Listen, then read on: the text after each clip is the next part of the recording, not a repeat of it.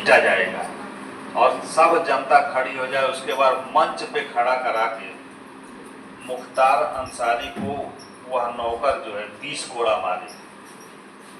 मुख्तार अंसारी की इज्जत कैसी रही? मुख्तार अंसारी लास्ट में सुसाइड कर लेंगे, ये भी लास्ट में सुसाइड कर लिए थे सब। मुख्तार अंसारी तो आज की व्यवस्था के अंग है ना। उन सबों के घमंड को देखो, वो उस समय के सब कुछ थे। तो किसी को भी जो बहुत अधिक पावरफुल हो और उसको आम जनता के सामने एक सामान्य से अदना से व्यक्ति से जिसका कोई महत्व नहीं है, दास का मतलब पशु, इस जुल्म में 500 कोड़ा देना कि तुमने अपने दास को मार दिया, ये बहुत बड़ी बेइज्जती है ना। हाँ, देख रहे हो ना पंचायत में, पंचायत जो वेब सीरीज है, एक उसका दामाद है। हमको आज तक ये नहीं समझ में आता वो कब खुश रहता है।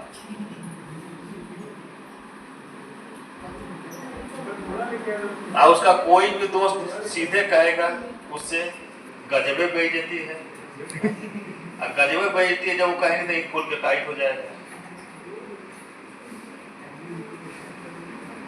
इसके घमंड के नाते इसको खूब मूर्ख बनाते हैं और विकासवा जो कंटिन्यू इसको मूर्ख बनाता है।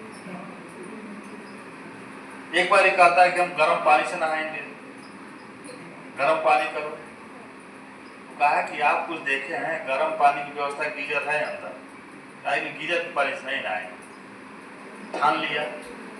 अब बार बार क्या करता है कि अब मेरा मन बदल गया, पान खाना है, नहीं मन बदल गया, पान नहीं खाएंगे। तो उसको भी जो खोज के लाए हैं। तो ये बेइज्जती की बात है। तो ये लोग अपने आप बाद में सुसाइड कर लिए थे। एक इक्ता का जो मेंबर था शेर खां था, जिसका नाम था शेर खां। इक्तादार इसका एक और था जिसका नाम था शेर खां। यह इसका चचेरा भाई भी था। यह क्वेश्चन पूछा गया है कि चालीसा का कौन सा सदस्य जो मंगोलों से मिला हुआ था? यही था बलबन का चचेरा भाई शेर खां। यह मंगोलों से मिला हुआ था।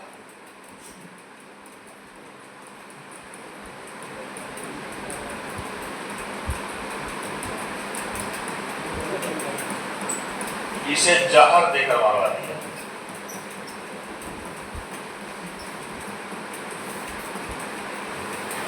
जहर देकर मरवा दिया। तो राजत्व के कितने तत्व हो गए? 2, शक्ति, न्याय और प्रतिष्ठा। प्रतिष्ठा कैसे मिलेगी? देखो सारी चीजों को मैं पढ़ा दिया हूं, इसी में सब कुछ मैं बलबन को पढ़ा रहा हूं। दिमाग होगा तो उसको पकड़ लोगे कहीं पे। पद का सृजन कर रहा है और सेना को, अब शासन को गुप्तचर चाहिए, उसको हम बाद में बताते हैं। तीसरा तत्व क्या है? प्रतिष्ठा। प्रतिष्ठा कैसे आएगी?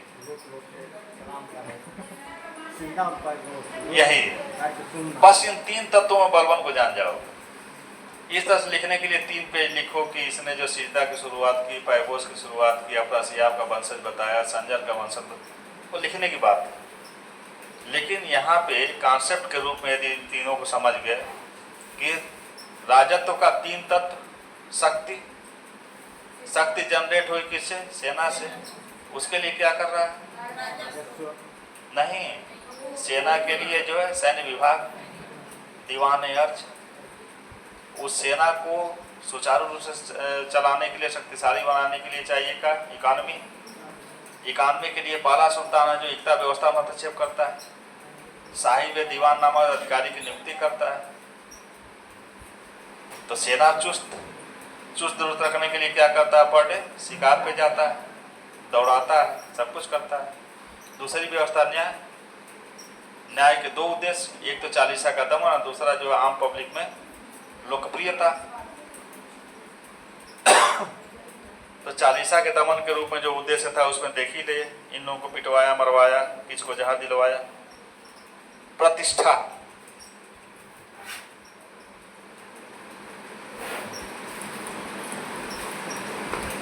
तीसरा तत्व, बलवन के राजत्व का तीसरा तत्व।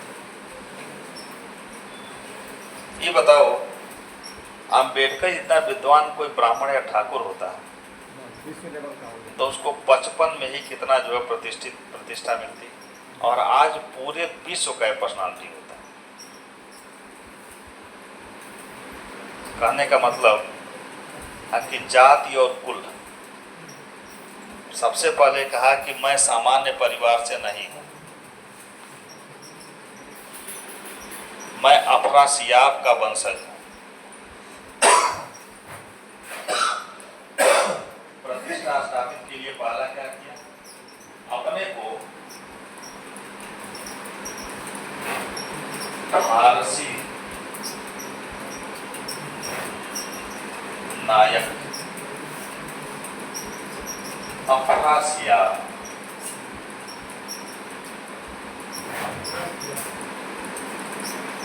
का वंशज बताया। ये शासक नहीं कर रहा है, यह काम नेपोलियन भी किया है। शासक बना तो कहा कि लुई 14वां मेरा चाचा है, मीन अंकल मेरे अंकल हैं वो। लुई 14वां क्या था, ये क्या था, एक छोटे से द्वीप पे इसकी माँ जो है उसको गर्भ में लेके आज़ादी की लड़ाई लड़ रही है। तो बहुत ज़रूरी होता है अपने आप को खानदानी बताना। ये कहा कि मैं सामान्य नहीं, ये ना समझो कि मैं गुलाम हूँ। ठीक है, संजोग बस परिस्थिति बस मैं गुलाम, कोई पकड़ लिया, मंगोल बेच दिया, हम गुलाम बन गए, लेकिन मेरा ब्लड जो है, मेरे शरीर में जो खून बह रहा है वो अफरासियाब का है। हाँ, किस्लू खां, अरे ठीक है, सेना वना मरकट गया होगा कहीं। अरे इतिहास उसी का होता जो कुछ करता है। क्या कहा कि मेरे शरीर में जो खून बह रहा है किसका है, अफरासियाब। जैसे तुम कहो कि मेरे शरीर में जो खून बह रहा है वो सामान्य आदमी का नहीं है, श्री कृष्ण का है, महाराणा प्रताप का है। अफरासियाब का वंशज बताया। कहा कि इतना ही नहीं, संजर भी मेरे ही खानदान के थे। संजर फारसी योद्धा, संजर जैसे राणा प्रताप टाइप का जवाब फारस में कोई थे जिनका नाम था संजर, तो उनको भी कहा कि संजर भी मेरे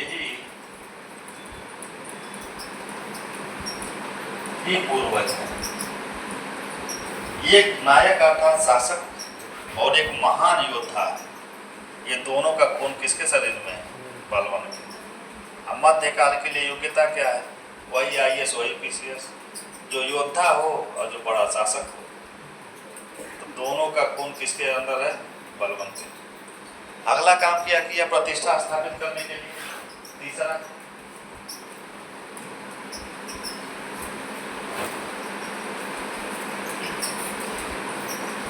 नियाबते खुदाई, और अगला क्या किया, जिले इलाही। प्रतिष्ठा बढ़ा रहा है। नियाबते खुदाई का मतलब क्या है, खुदा के प्रतिनिधि। प्रधानमंत्री मोदी जी अगर किसी देश में जाते हैं और कोई भी किसी प्रपत्र पर सिग्नेचर करते हैं तो प्रपत्र किसके नाम से तैयार होता है, भारत के राष्ट्रपति के नाम से। कहीं पे भी प्रधानमंत्री जाता है भारत का तो राष्ट्रपति का प्रतिनिधि बन के जाता है। जैसे जब समीक्षा अधिकारी का मेंस आप लिखोगे, चाहे PCS का मेंस लिखोगे, चाहे IAS का मेंस लिखोगे, तो एक पेपर जो हिंदी होता है उसमें एक पत्र आता है। पत्रों का प्रकार 9 प्रकार का होता है। शासकीय पत्र लिखने की स्टाइल क्या है, किस शब्द से शुरू किया जाता है शासकीय पत्र?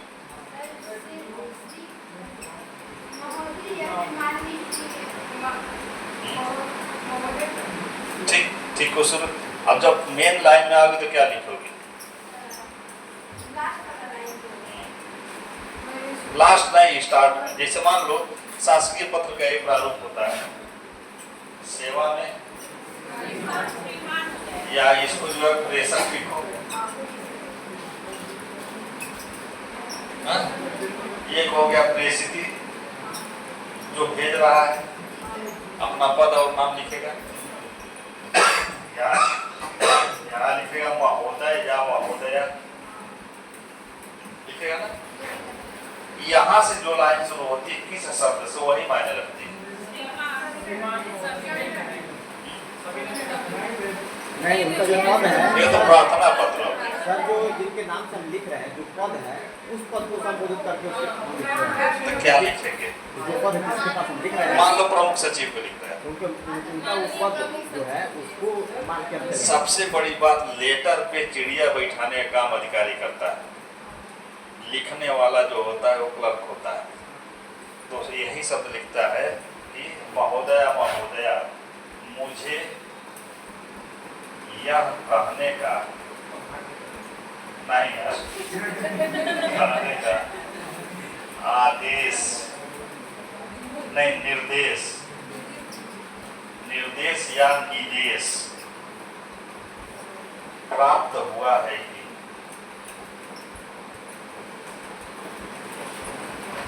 कि अब आगे जो मैटर लिखो ये एकदम रहना चाहिए टाइम, क्योंकि क्लर्क लेटर लिख रहा है मुझे यह कहने का निर्देश हुआ है।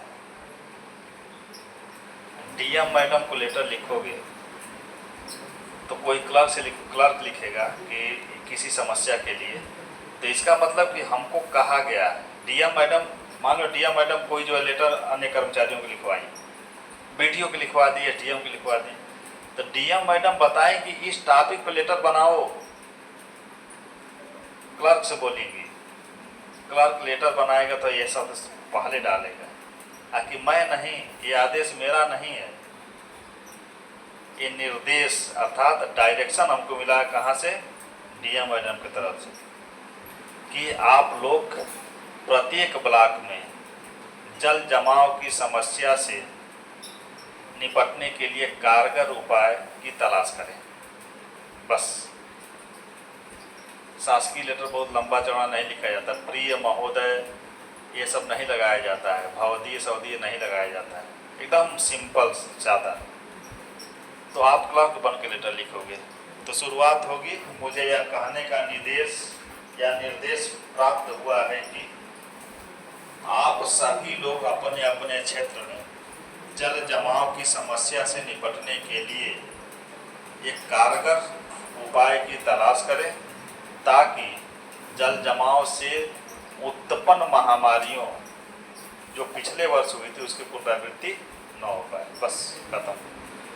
ये 9 प्रकार का लेटर जो है मेंस में पढ़ना पड़ेगा, जिसमें एक शासकीय होगा, एक अर्धशासकीय होगा, एक परिपत्र होगा, एक शासनादेश होगा, एक कार्यालय ज्ञाप होगा, एक टिप्पण होगा, एक तार होगा। चलिए तो ये क्या कर रहा है, बलवन नियाबत खुदाई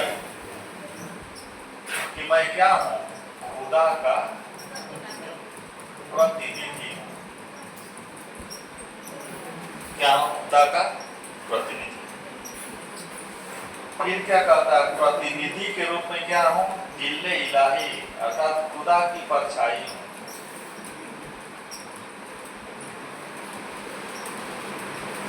प्रतिष्ठा बढ़ा रहा है, मैं सामान्य व्यक्ति नहीं हूं। आगे कहता है कि मैं षड्यंत्र के माध्यम से सत्ता प्राप्त नहीं किया, हमको खुदा ने अपना प्रतिनिधि बना के भेजा। कोरिलेट करके समझ सकते हो कि अब मोदी जी जहाँ भी जिस भी विदेश जाएंगे तो सीधी सी बात है, जो भी काम करेंगे द्रौपदी मुर्मू के नाम से करेंगे, उनके प्रतिनिधि हैं।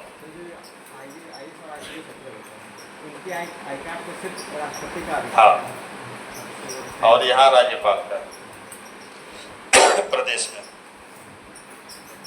क्लियर हुआ? प्रतिष्ठा बढ़ाने के लिए क्या कर रहा है, पहला काम क्या क्या है, अपने आप को अपना सियाप का वंशज, संजर का वंशज